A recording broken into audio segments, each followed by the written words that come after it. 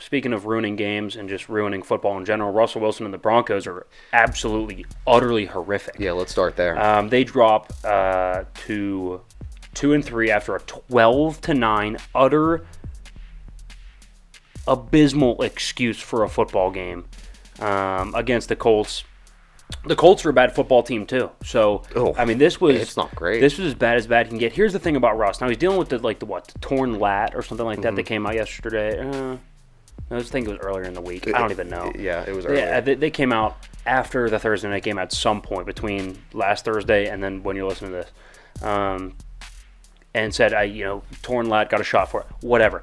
I don't know what it is about Russ. He still moves well. He still has accuracy within about 15 yards. Anything down the field is becoming a struggle for him. Yeah. And it's weird because it wasn't even last year. Like, even as previous as last year, it hasn't been a problem. So I don't really know what the answer is.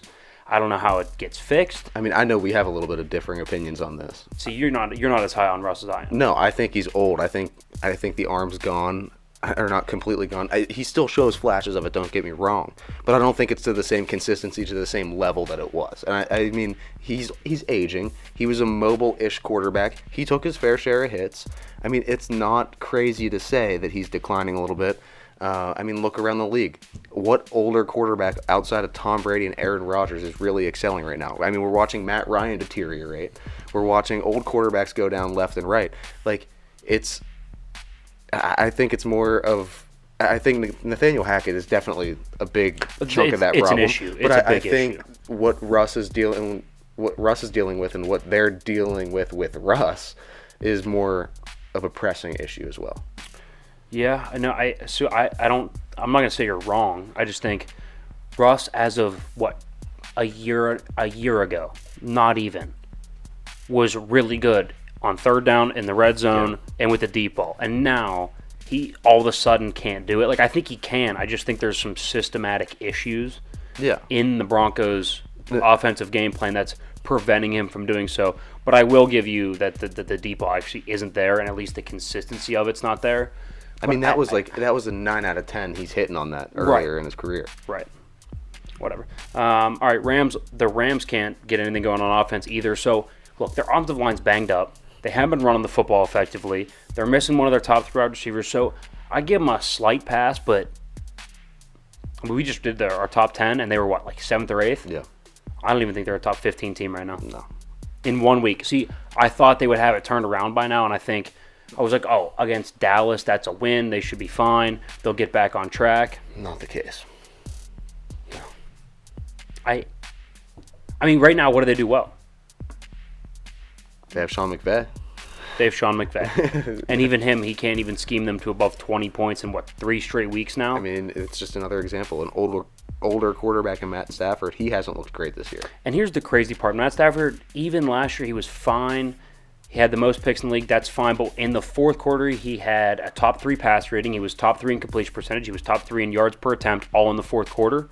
The fourth quarter of the season, he's got no touchdowns, 4 or 5 picks. Yeah. So, I mean, that might be part of it as well. It just hasn't gone to plan. A lot of injuries. I mean, look, they played an extra, 4 games last season, so some injuries are building up. They had some, retirement on the offensive line. Somebody left, right, here and there.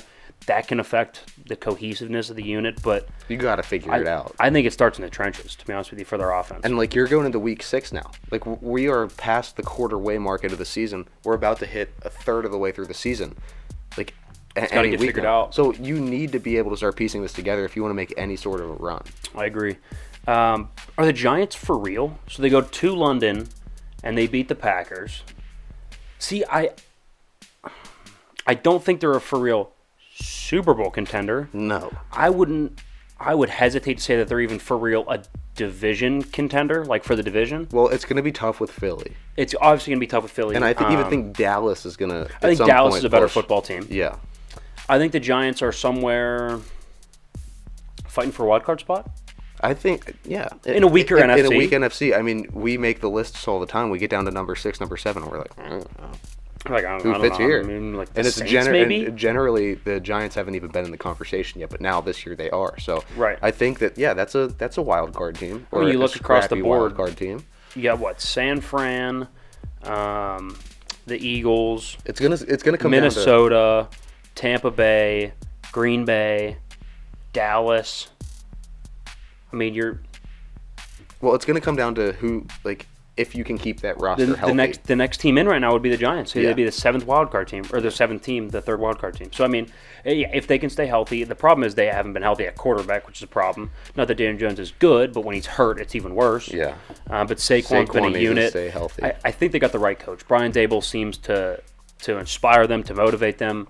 And he's taken a bad team and they're 4-1, and they beat some decent teams. And he's dealing with the New York market well. I mean, it's a huge market. He's in the news every single day. I agree. It's a lot of pressure, and the Jets would know all